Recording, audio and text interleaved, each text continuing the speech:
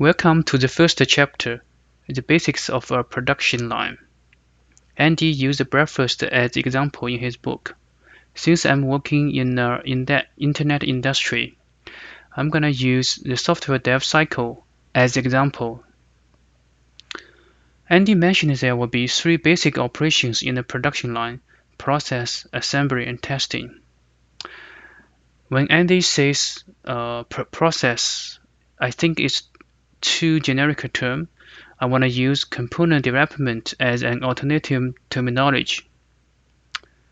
This book was written in 1983, so the machine-based factory is a pretty much very common production line.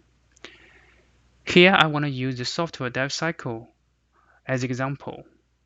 As you can see, planning, analysis, design, and implementations are very basic steps before we test and integrate these newly developed features. And after we have done this, we have to deploy these newly developed features into the production line and release to our customers. Of course, after that, we have to maintain and monitor the performance of the entire system.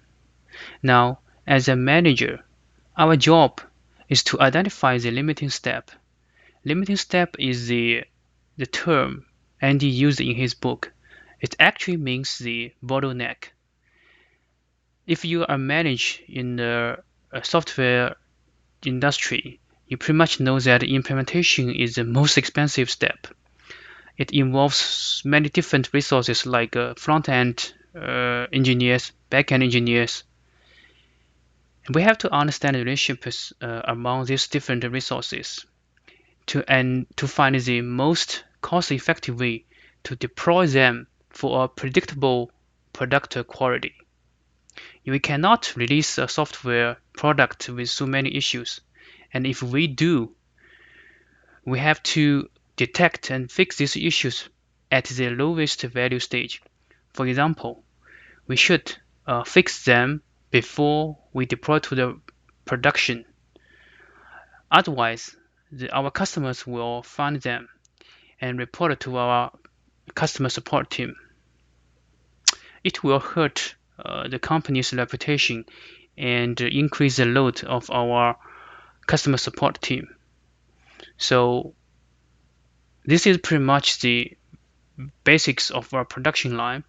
I'm very looking forward to the next chapter, managing the breakfast factory, which means managing the software development cycle. Thank you.